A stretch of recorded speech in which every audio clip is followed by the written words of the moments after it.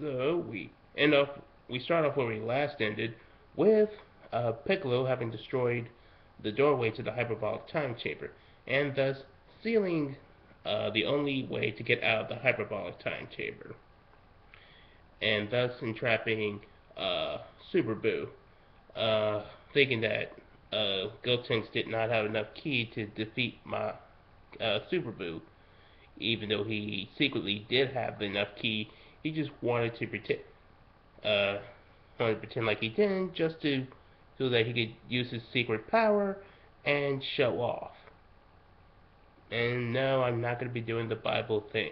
I hit my head with the Bible thing because last time it kind of hurt my head doing so.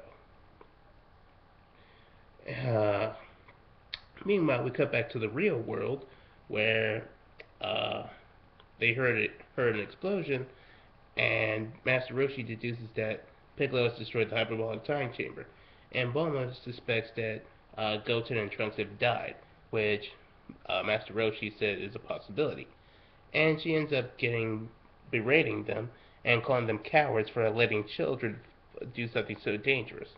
Bulma, there was no other choice. No, none of them was even remotely strong enough to take down Super Boo. Goten and Trunks were the only option. It might be tough, but you gotta do these things. So cut them some frickin' slack.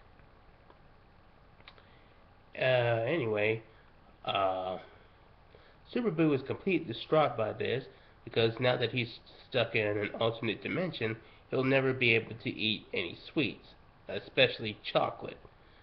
And he's just completely traumatized by this whole notion.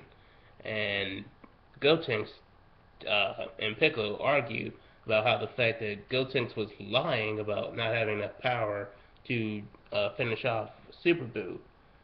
And Super Boo gets so distraught by this that he starts screaming that he wants to get out of there, and he accidentally creates a dimensional tear back to the real world, and he proceeds to escape.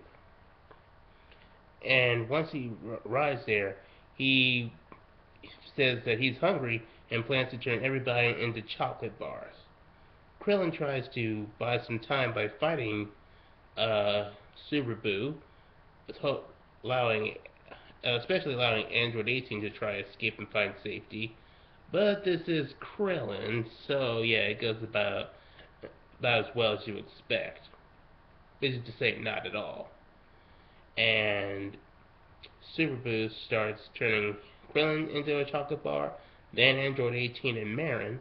Then he tries to hunt down everybody, but it's way too much trouble, so he starts to use a super destructive chocolate beam that destroys the whole, uh, the whole lookout. And I just gotta admit that when Super Boo was doing that, and we got a close up of his face when he was doing it, damn did he look terrifying. Favorite villain. Boo is my favorite villain. One of these moments just proves it. Ah, now, where was I? All right. Then Goku uh, and his breed Kai are trying to figure out what's going on because they can only sense Boo, but not Goten and Piccolo because they're still stuck in the hyperbolic time chamber. But Elder Kai gives them a crystal ball so they can actually see what's going on. And Goku is completely distraught by this, by the fact that Super Boo is able to kill everyone without anyone to defend them. But he still holds with the hope that as long as the Dragon Balls are still alive, that everything can be fixed. They just need to find somebody to defeat Majin Buu.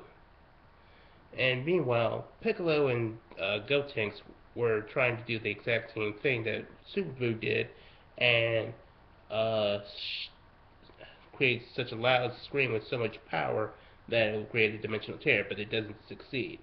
Then Gotenks resorts to using Super Saiyan 3, and yes, Piccolo punches Gotenks for not using this sooner, and just so he could just show off.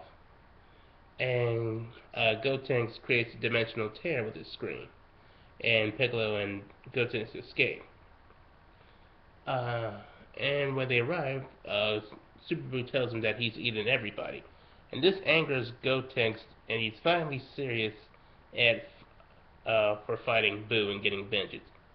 Finally, Gotenks, you should have been doing this sooner. Oh no, very epic chapter. It was just to show that that the overall theme is that no matter what you do, Boo is an unstoppable force.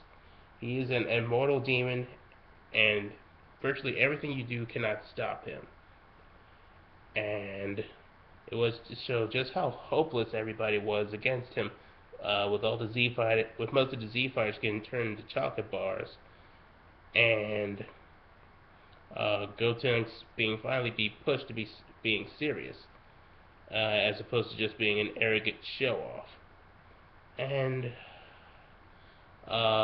was nice to see just how see some of the epic parts with Boo turning everyone to chocolate and looking terrifying while I do it, and both Gotenks and Super Boo creating dimensional tears. So that was pretty nice. So all in all, very epic episode.